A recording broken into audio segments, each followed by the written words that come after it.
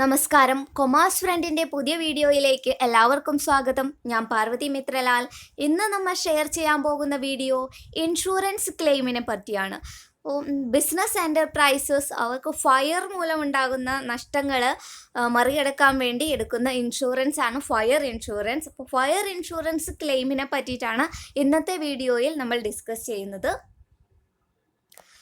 അപ്പോൾ ഫയർ ഇൻഷുറൻസിന് ക്ലെയിമിൽ അവർക്ക് രണ്ട് ടൈപ്പ് ഓഫ് ഇൻഷുറൻസിന് അവർക്ക് രജിസ്റ്റർ ചെയ്യാം. ലോസ് ഓഫ് സ്റ്റോക്കും ലോസ് ഓഫ് പ്രോഫിറ്റും.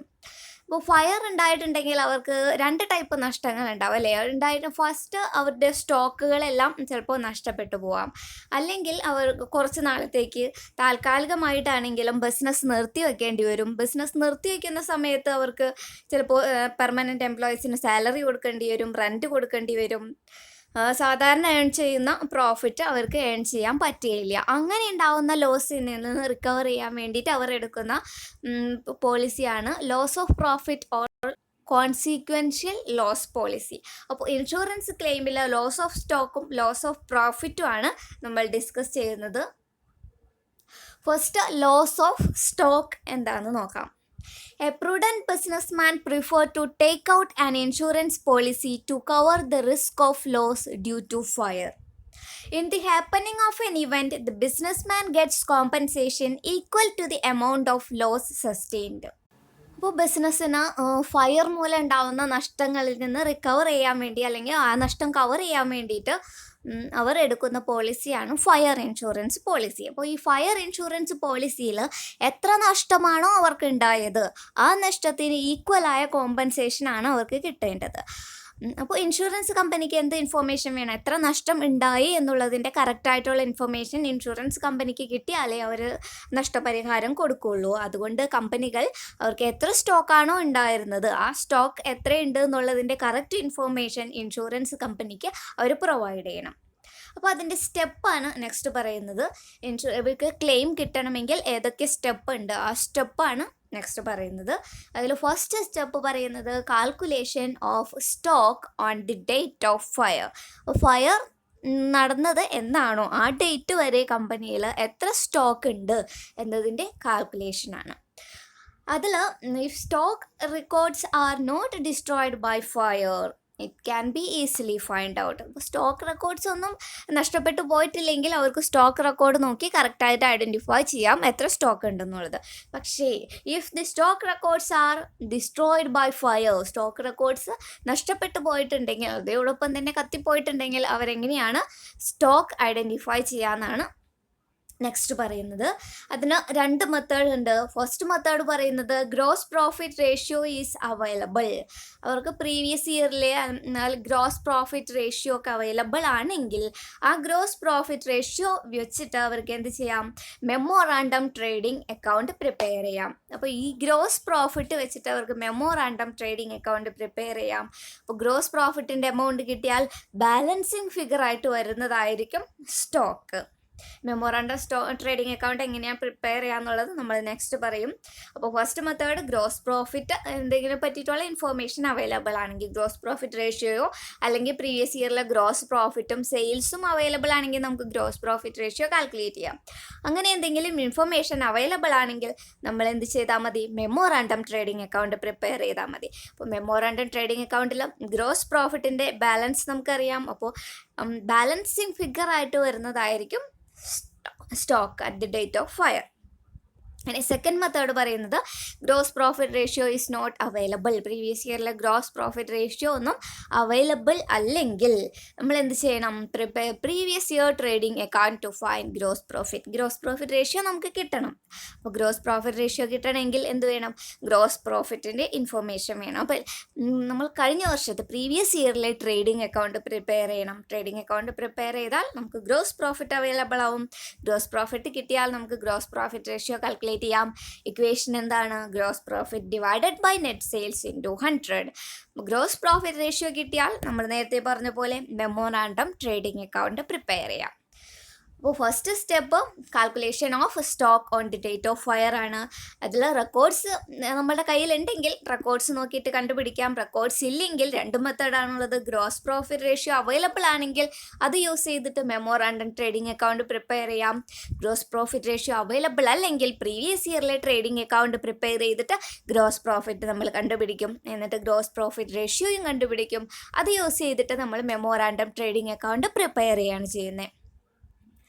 ഇനി നമുക്ക് മെമ്മോറാണ്ടം ട്രേഡിംഗ് അക്കൗണ്ട് എങ്ങനെയാണ് പ്രിപ്പയർ ചെയ്യാന്നുള്ളത് നോക്കാം.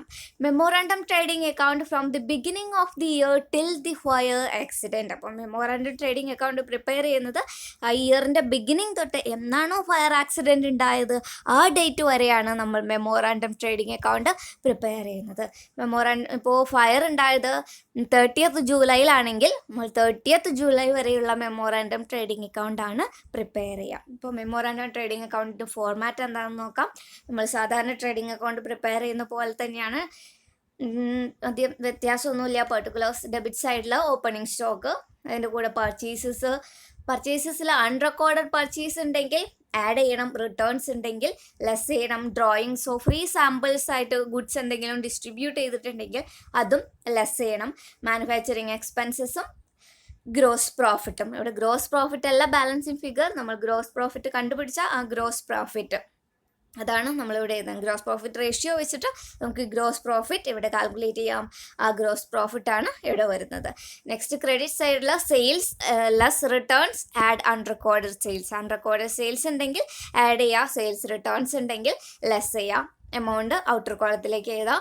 അപ്പോൾ ഈ ഇത്രയും എമൗണ്ട് വെച്ചിട്ട് നമ്മൾ മെമ്മോറാണ്ടം ട്രേഡിംഗ് അക്കൗണ്ട് ബാലൻസ് ചെയ്യുക. അപ്പോൾ ബാലൻസിങ് ഫിഗർ ആയിട്ട് വരുന്നതായിരിക്കും stock at the date of fire. ഇങ്ങനെയാണ് മെമ്മോറാണ്ടം ട്രേഡിംഗ് അക്കൗണ്ട് പ്രിപ്പയർ ചെയ്തിട്ട് നമ്മൾ stock at the date of fire calculate ചെയ്യുന്നത്.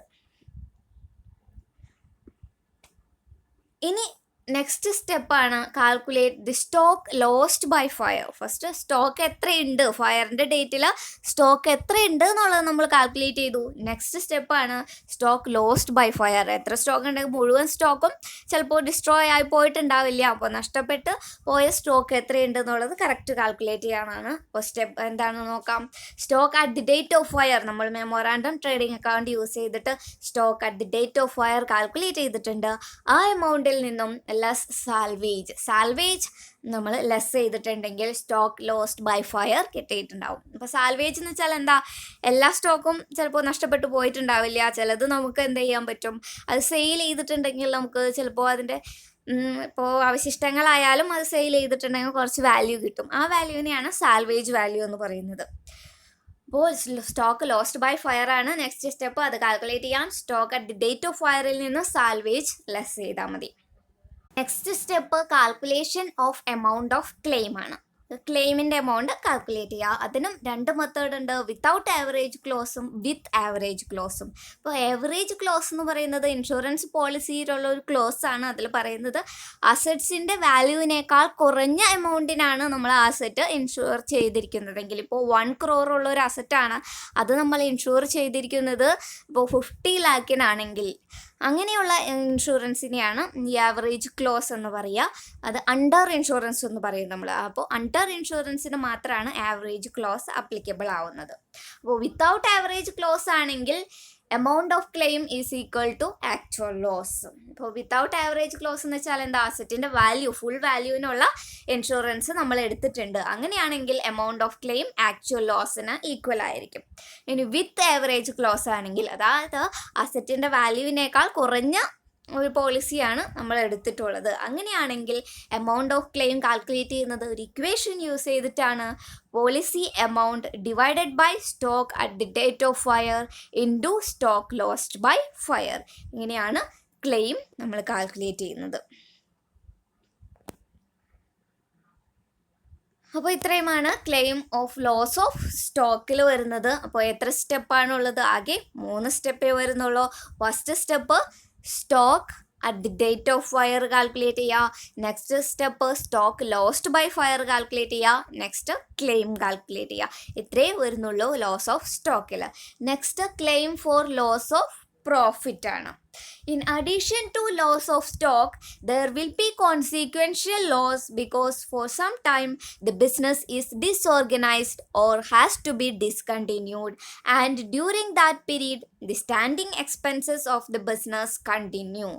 Moreover, there is loss of profits the business would have earned during the period. This loss can be insured against by a loss of profit or consequential loss policy.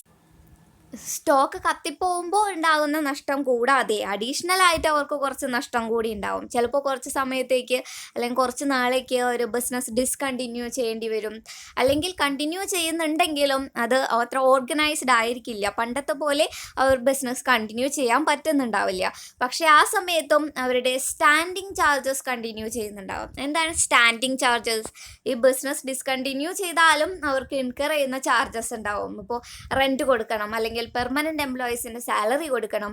അങ്ങനെ ഉണ്ടാവുന്ന എക്സ്പെൻസസിനെയാണ് standing charges എന്ന് പറയുന്നത്.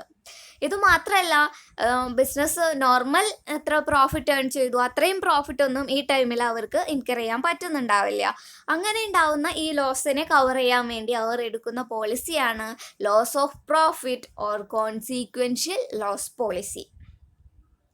Loss of profit normally covers loss of net profit and increased cost of working. ഇതിലും loss of net profitഉം ഉണ്ട്, increased cost of working ഉണ്ട്. Next steps to calculate loss of profit ആണ്. ലോസ് ഓഫ് പ്രോഫിറ്റ് കാൽക്കുലേറ്റ് ചെയ്യാനുള്ള step അതിൽ മെയിനായിട്ട് 4 സ്റ്റെപ്പാണ് വരുന്നത്. First step calculate short sales. അപ്പോൾ ഷോർട്ട് സെയിൽസ് എങ്ങനെയാണ് കാൽക്കുലേറ്റ് ചെയ്യാമെന്നുള്ളത് നോക്കാം. Standard sales plus or minus 10%. അപ്പോൾ സ്റ്റാൻഡേർഡ് സെയിൽസ് എന്താണെന്ന് അറിഞ്ഞിരിക്കണം. അപ്പോൾ സ്റ്റാൻഡേർഡ് സെയിൽ എന്താണ്? It is the last year sale corresponds to the same indemnity period. അപ്പോൾ ഇൻഡെംനിറ്റി പീരീഡ് എന്ന് വെച്ചാൽ എന്താ? ഈ ഫയർ ഡേറ്റ് മുതൽ എത്ര നാൾ അവർക്ക് ആ ഇൻഷുറൻസിന്റെ ക്ലെയിം കിട്ടും, അല്ലെങ്കിൽ ഫയർ ഇൻകർ ചെയ്യുന്ന ഡേറ്റ് മുതൽ ആ ബിസിനസ് പൂർവ്വസ്ഥിതിയിൽ എത്താൻ എടുക്കുന്ന ടൈമാണ് ആ ഇൻഡെംനിറ്റി പീരീഡ്. അത് ഒരു 6 months കൂടുതലാവാൻ പാടില്ല എപ്പോഴും. അപ്പോൾ ഇൻഡെംനിറ്റി പീരീഡ് എന്ന് പറയുന്നത് ഇപ്പോൾ ജൂൺ, ജൂലൈ, ആഗസ്റ്റ് 3 months ആണെങ്കിൽ, സ്റ്റാൻഡേർഡ് സെയിൽ എന്ന് പറയുന്നത് അതിനു മുമ്പ് പ്രീവിയസ് ഇയറിൽ ജൂൺ, ജൂലൈ, ഓഗസ്റ്റിൽ അവർ എത്ര സെയിൽ ഇൻകർ ചെയ്തു അതാണ് സ്റ്റാൻഡേർഡ് സെയിൽ എന്ന് പറയുന്നത്. നെക്സ്റ്റ് ട്രെൻഡ് പെർസെൻറ്റേജ് ആണ്. അതിൽ പറയുന്നത് ഈ സ്റ്റാൻഡേർഡ് സെയിലിന് കഴിഞ്ഞ വർഷത്തെ ആ സെയിം പീരീഡിന് ഉണ്ടായിരുന്ന സെയിൽ ഇൻക്രീസിങ് ട്രെൻഡ് ആണോ ഡിക്രീസിങ് ട്രെൻഡ് ആണോ, ആ ട്രെൻഡിൻ്റെ പെർസെൻറ്റേജ് അപ്ലൈ ചെയ്തിട്ട് എമൗണ്ട് കാൽക്കുലേറ്റ് ചെയ്യാം. Next minus actual sale. ഇവിടെ ആക്ച്വൽ സെയിൽ എന്ന് വെച്ചാൽ എന്താണ്? ഈ ഇൻഡെംനിറ്റി പീരീഡിൽ ഈ സെയിം ബിസിനസ് എൻ്റർപ്രൈസസിന് എത്ര സെയിൽ ഉണ്ടായി, ഇൻഡെംനിറ്റി പീരീഡിൽ ഇൻകർ ചെയ്ത സെയിലാണ് ആക്ച്വൽ സെയിൽ എന്ന് പറയുന്നത്. ഇപ്പോൾ സ്റ്റാൻഡേർഡ് സെയിലിൽ നിന്ന് plus or minus trend minus actual sales ചെയ്താൽ നമുക്ക് എന്ത് കിട്ടും? ഷോർട്ട് സെയിൽസ് കിട്ടും. നെക്സ്റ്റ് സ്റ്റെപ്പാണ് കാൽക്കുലേറ്റ് ഗ്രോസ് പ്രോഫിറ്റ് റേഷ്യോ. ഇവിടെ ഗ്രോസ് പ്രോഫിറ്റ് കാൽക്കുലേറ്റ് ചെയ്യാൻ നമ്മൾ യൂസ് ചെയ്യുന്നത്, എപ്പോഴും നമ്മൾ യൂസ് ചെയ്യുന്ന ഇക്വേഷൻ അല്ല, ഡിഫറൻസ് ഉണ്ട് നോക്കാം. Net profit plus insured standing charges divided by net sales during the year into 100. ഇങ്ങനെയാണ് ഗ്രോസ് പ്രോഫിറ്റ് റേഷ്യോ കാൽക്കുലേറ്റ് ചെയ്യുന്നത്. Next step loss of profit calculate ചെയ്യാന്നുള്ളതാണ്. ലോസ് ഓഫ് പ്രോഫിറ്റ് കാൽക്കുലേറ്റ് ചെയ്യാൻ short sales into GP ratio, gross profit ratio ചെയ്താൽ മതി. രണ്ടും നമ്മൾ calculate ചെയ്തിട്ടുള്ളതാണ്, just multiply ചെയ്താൽ മതി. Short sales into gross profit ratio. Step 4 നമ്മൾ ക്ലെയിം കാൽക്കുലേറ്റ് ചെയ്യുന്നത്. ലോസ് ഓഫ് പ്രോഫിറ്റിൽ നിന്ന് savings in standing charges less ചെയ്താൽ ക്ലെയിം എമൗണ്ട് കിട്ടും. ഇപ്പോൾ ലോസ് ഓഫ് പ്രോഫിറ്റിൽ നിന്ന് less savings in standing charges. Standing charges എന്തെങ്കിലും നമുക്ക് സേവ് ചെയ്യാൻ പറ്റിയിട്ടുണ്ടെങ്കിൽ അത് ലെസ് ചെയ്താൽ ക്ലെയിമായി. അപ്പോൾ ഇനി വരുന്നത് ലോസ് ഓഫ് പ്രോഫിറ്റിന് തന്നെ കാൽക്കുലേഷനാണ്. നമ്മൾ പറഞ്ഞിരുന്നു ഇൻക്രീസ്ഡ് കോസ്റ്റ് ഓഫ് വർക്കിങ്ങിനും കൂടിയിട്ടുണ്ട്. അപ്പോൾ ഇൻക്രീസ്ഡ് കോസ്റ്റ് ഓഫ് വർക്കിങ്ങിന് എങ്ങനെയാണ് ലോസ് ഓഫ് പ്രോഫിറ്റ് കാൽക്കുലേറ്റ് ചെയ്യുക എന്നുള്ളതാണ് പറയുന്നത്. നമ്മൾ ഇതുവരെ ചെയ്ത സ്റ്റെപ്പിൻ്റെ കണ്ടിന്യൂവേഷൻ ആയിട്ടാണ് loss of increased cost of വർക്കിങ്ങിന് നമ്മൾ കാൽക്കുലേറ്റ് ചെയ്യുന്നത്. അപ്പോൾ സ്റ്റെപ്പ് 5 ആയിട്ടാണ് പറയുന്നത് calculate claim for additional increased cost of working. അപ്പോൾ അഡീഷണൽ എക്സ്പെൻസസ് എന്താണെന്ന് നോക്കാം. Additional expenses incurred for the purpose of minimising loss on account of short sales. അപ്പോൾ ഇത് സമയത്തുണ്ടാവുന്ന സെയിൽസിൻ്റെ കുറവ് നികത്താൻ വേണ്ടിയിട്ട് നമ്മൾ അഡീഷണൽ ആയിട്ട് ഇൻകർ ചെയ്യുന്ന എക്സ്പെൻസസ്, അതാണ് ഇൻക്രീസ്ഡ് കോസ്റ്റ് ഓഫ് വർക്കിംഗ് എന്ന് പറയുന്നത്. അപ്പോൾ ഈ claim for additional cost is the lowest of the following. ഇപ്പോൾ അഡീഷണൽ കോസ്റ്റ് എന്ന് പറയുന്നത് കുറച്ച് 3 എമൗണ്ടുകൾ നമുക്ക് തന്നിട്ടുണ്ട്. അതിൽ ഏറ്റവും ലീസ്റ്റ്, ഏറ്റവും ചെറിയ എമൗണ്ട് ആണ് നമുക്ക് ക്ലെയിം ആയിട്ട് കിട്ടുന്നത്. അപ്പോൾ നമുക്ക് നോക്കാം. ആക്ച്വൽ എക്സ്പെൻസസ് ഇൻകേർഡ് ആണ് ഫസ്റ്റ് പറയുന്നത്. Next additional expenses into gross profit on annual adjusted turnover divided by gross profit plus unincreased standing charges. അപ്പോൾ ഇതിൽ ആനുവൽ അഡ്ജസ്റ്റഡ് ടേൺ ഓവർ എന്ന് പറയുന്നുണ്ട്. അപ്പോൾ നമുക്ക് ആനുവൽ അഡ്ജസ്റ്റഡ് ടേൺ ഓവർ എന്താണെന്ന് നോക്കാം. Annual adjusted turn over is the sales for the last 12 months from the date of fire after adjusting. Annual adjusted turn over എന്ന് പറയുന്നത് ഏത് ഡേറ്റിനാണോ ഫയർ ഉണ്ടായത് ആ ഡേറ്റിൻ്റെ തൊട്ട് മുമ്പുള്ള 12 മാസത്തെ സെയിലാണ്. ആഫ്റ്റർ അഡ്ജസ്റ്റിംഗ് %, ട്രെൻഡ് അഡ്ജസ്റ്റ് ചെയ്തതിന് ശേഷമുള്ള ടേൺ ഓവറാണ് ആനുവൽ അഡ്ജസ്റ്റഡ് ടേൺ ഓവർ. അപ്പോൾ ട്രെൻഡ് എന്താണെന്ന് നമ്മൾ പറഞ്ഞിരുന്നു. സ്റ്റാൻഡേർഡ് സെയിൽസിൽ എന്ത് ട്രെൻഡാണോ ആ ട്രെൻഡ് അഡ്ജസ്റ്റ് ചെയ്തിട്ടുള്ള ടേൺ ഓവറാണ് ആനുവൽ അഡ്ജസ്റ്റഡ് ടേൺ ഓവർ. അപ്പോൾ നെക്സ്റ്റ് തേർഡ് പോയിന്റ് പറയുന്നത് gross profit on sale generated by additional expenditure. അപ്പോൾ ഷോർട്ട് സെയിൽസ് റെഡ്യൂസ് ചെയ്യാൻ നമ്മൾ അഡീഷണൽ എക്സ്പെൻഡിച്ചർ ഇൻകർ ചെയ്തപ്പോൾ ഉണ്ടായ ഗ്രോസ് പ്രോഫിറ്റ്. ഈ 3 എമൗണ്ടുകളും കമ്പയർ ചെയ്തിട്ട് അതിലേറ്റവും ലീസ്റ്റ് എമൗണ്ട് ആണ് അഡീഷണൽ ഇൻക്രീസ്ഡ് കോസ്റ്റ് ഓഫ് വർക്കിങ്ങിന് നമുക്ക് ക്ലെയിം കിട്ടുന്നത്. നെക്സ്റ്റ് നമുക്ക് 6th സ്റ്റെപ്പ് എന്താണെന്ന് നോക്കാം. Calculation of claim for loss of profit plus additional expenditure. അപ്പോൾ ലോസ് ഓഫ് പ്രോഫിറ്റിന് മാത്രമല്ല അഡീഷണൽ എക്സ്പെൻഡിച്ചറിന് നമുക്ക് ക്ലെയിം കിട്ടും. അതെങ്ങനെയാണ് കാൽക്കുലേറ്റ് ചെയ്യാന്നുള്ളത് നോക്കാം. ലോസ് ഓഫ് പ്രോഫിറ്റിൻ്റെ കൂടെ അഡീഷണൽ എക്സ്പെൻഡിച്ചർ ക്ലെയിം, നമ്മൾ മുമ്പത്തെ സ്റ്റെപ്പിൽ കാൽക്കുലേറ്റ് ചെയ്ത അഡീഷണൽ എക്സ്പെൻഡിച്ചർ ക്ലെയിം ആഡ് ചെയ്യുക. സേവിങ്സ് ഇൻ സ്റ്റാൻഡിങ് ചാർജസ് എന്തെങ്കിലും ഉണ്ടെങ്കിൽ ലെസ് ചെയ്യുക. ഇങ്ങനെയാണ് loss of profit plus additional എക്സ്പെൻഡിച്ചറിന് ക്ലെയിം കിട്ടുന്നത്. Next step 7, if the policy amount is less than the gross profit on average adjusted turnover apply average clause. ഇതിൽ പറയുന്നത് ഇപ്പോൾ നമ്മൾ കാൽക്കുലേറ്റ് ചെയ്ത ഈ gross profit annual adjusted turn ഓവറിനേക്കാളും കുറവാണെങ്കിൽ ആവറേജ് ക്ലോസ് അപ്ലിക്കബിൾ ആണ്. ഇപ്പോൾ ആവറേജ് ക്ലോസ് അപ്ലിക്കബിൾ ആണെങ്കിൽ ക്ലെയിം എങ്ങനെയാണ് കാൽക്കുലേറ്റ് ചെയ്യാന്നാണ് നെക്സ്റ്റ് പറയുന്നത്. Net claim for loss of profit equals gross claim into policy amount divided by gross profit on annual adjusted turnover. ഇപ്പോൾ നമ്മൾ പറഞ്ഞത് ലോസ് ഓഫ് പ്രോഫിറ്റിൽ ക്ലെയിം കാൽക്കുലേറ്റ് ചെയ്യാനുള്ള സ്റ്റെപ്പാണ് പറഞ്ഞത്. അപ്പോൾ first step short sale calculate ചെയ്യാന്നുള്ളതാണ്. ഷോർട്ട് സെയിൽ കാൽക്കുലേറ്റ് ചെയ്യാൻ സ്റ്റാൻഡേർഡ് സെയിലിൻ്റെ കൂടെ ട്രെൻഡ് നമ്മൾ ആഡ് ചെയ്യുക, ആക്ച്വൽ സെയിൽസ് ലെസ് ചെയ്യുക. അപ്പോൾ നമ്മൾ പറഞ്ഞു സ്റ്റാൻഡേർഡ് സെയിൽ എന്ന് പറയുന്നത് ഇൻഡെംനിറ്റി പീരീഡ് ഏത് പീരീഡ് ആണോ അതിന് ഈക്വലായി പ്രീവിയസ് ഇയറിൽ ഉണ്ടായിരുന്ന സെയിലാണ് സ്റ്റാൻഡേർഡ് സെയിൽ എന്ന് പറയുന്നത്. ആക്ച്വൽ സെയിൽ എന്ന് പറയുന്നത് വെച്ചാൽ എന്താണ്? ആക്ച്വൽ സെയിൽ ഇൻഡെംനിറ്റി പീരീഡിൽ ഉണ്ടായ സെയിലിനാണ് ആക്ച്വൽ സെയിൽസ് എന്ന് പറയുന്നത്. അപ്പോൾ next step gross profit ratio calculate ചെയ്യുക, ലോസ് ഓഫ് പ്രോഫിറ്റ് കാൽക്കുലേറ്റ് ചെയ്യാണ് നെക്സ്റ്റ്, പിന്നെ ക്ലെയിം കാൽക്കുലേറ്റ് ചെയ്യാം. ഇത്രയുമാണ് സ്റ്റെപ്പ് വരുന്നത്. ഇനി additional increased cost of working ഉണ്ടെങ്കിലാണ് ഈ സ്റ്റെപ്പിൻ്റെ കൂടെ അഡീഷണൽ ആയിട്ട് സ്റ്റെപ്പ് വരുന്നത്. അതിൽ first additional increased cost of വർക്കിങ്ങിൻ്റെ ക്ലെയിം കാൽക്കുലേറ്റ് ചെയ്യുക. Next claim for loss of profit plus additional expenditure. അതിൽ നമ്മൾ loss of profit already calculate ചെയ്തിട്ടുണ്ട്. അതിൻ്റെ കൂടെ 5th സ്റ്റെപ്പിൽ നമ്മൾ കാൽക്കുലേറ്റ് ചെയ്ത അഡീഷണൽ എക്സ്പെൻഡിച്ചർ ക്ലെയിം ആഡ് ചെയ്യുക. സേവിങ്സ് സ്റ്റാൻഡിങ് ചാർജസ് ഉണ്ടെങ്കിൽ ലെസ് ചെയ്യുക. ലാസ്റ്റ് സ്റ്റെപ്പിൽ പറയുന്നത് gross profit annual adjusted turn ഓവറിനേക്കാൾ കുറവാണെങ്കിൽ അവിടെ ആവറേജ് ക്ലോസ് അപ്ലൈ ചെയ്യണം. ആവറേജ് ക്ലോസ് അപ്ലൈ ചെയ്യുമ്പോൾ equation gross claim into policy amount divided by gross profit on average adjusted annual adjusted turnover ആണ്. അപ്പോൾ ഇത്രയുമാണ് ലോസ് ഓഫ് പ്രോഫിറ്റിൻ്റെ സ്റ്റെപ്പ് വരുന്നത്. അപ്പോൾ ഇന്നത്തെ വീഡിയോ എല്ലാവർക്കും ഇഷ്ടപ്പെട്ടെങ്കിൽ ലൈക്ക് ചെയ്യുക, ഷെയർ ചെയ്യുക. ചാനൽ ഇതുവരെ സബ്സ്ക്രൈബ് ചെയ്തിട്ടില്ലെങ്കിൽ സബ്സ്ക്രൈബ് ചെയ്യുക. Thank you.